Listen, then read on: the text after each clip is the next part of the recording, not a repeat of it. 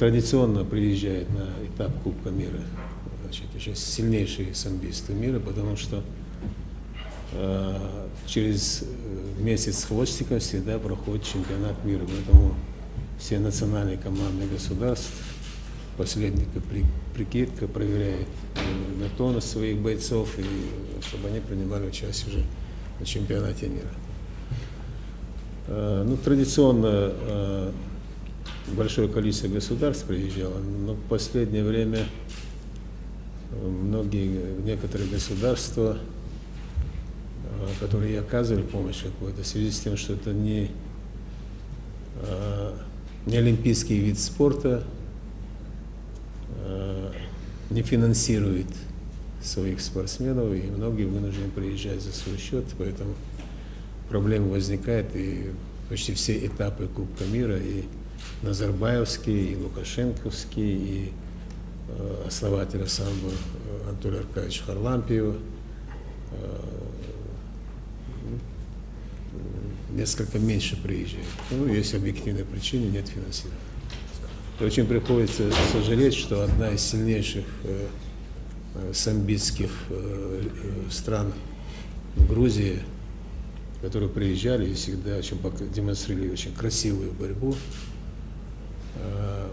Они уже, по-моему, третий год и в этом году не приедут, потому что их глава государства заявил, что это русский вид спорта, и говорит, нечего туда ездить, то есть практически наложил табу на то, чтобы они приезжали. Даже сейчас не приехали они на Кубок президента Российской Федерации.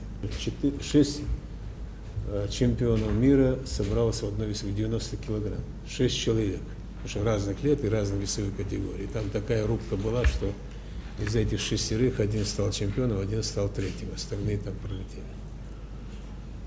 И не потому, что этот турнир там назван на призы Аслаханова, я должен сказать, но действительно борцы очень красиво борются, очень хорошие схватки. Я уверен, что и сейчас соревнования пройдут на высочайшем уровне. И вообще проводить соревнования по самбо очень сложно везде, и в федерации самбо очень сложно, потому что финансирование очень слабое. И я скажу, что в последнее время Воробьев Алексей Олегович возглавляет московский спорт.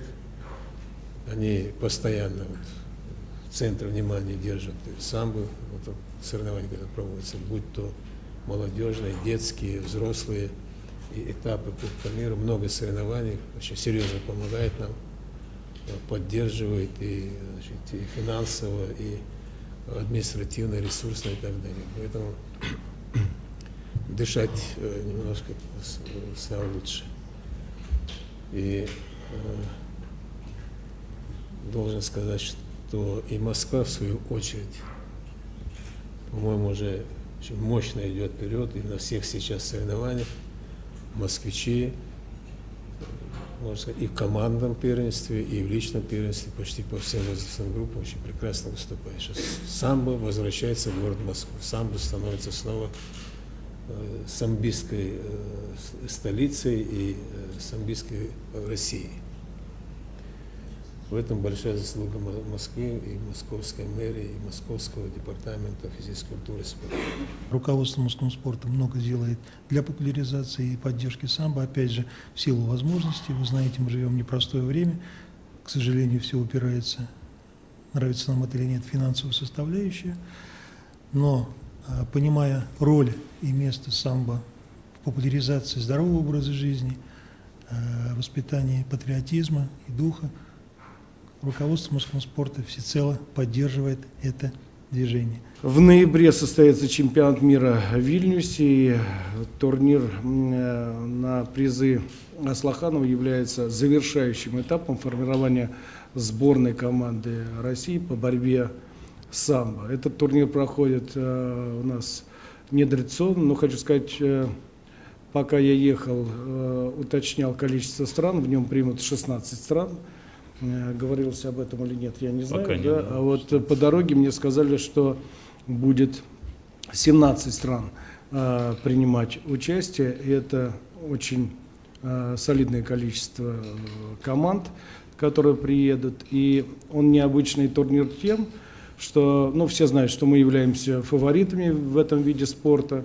И чтобы, как говорят, турнир не проходил в одну калитку, мы даем шанс и возможность другим странам, значит, пробороться между собой и перебарываем сборную команду России тоже в подгруппе между собой, а потом в финал выходит большее количество зарубежных стран. Это дает возможность увеличения географии нашего самбо и увести с этого турнира больше количества медалей по тем странам, которые завоевали там, участники которых завоевали свои места. Но что касается сборной команды Москвы, она принимает традиционно участие в составе сборной команды России. И, конечно, я как руководитель школы самбо-70 не могу не переживать за отдельно взятых наших представителей и сборной команды Москвы, и воспитанников школы самбо-70.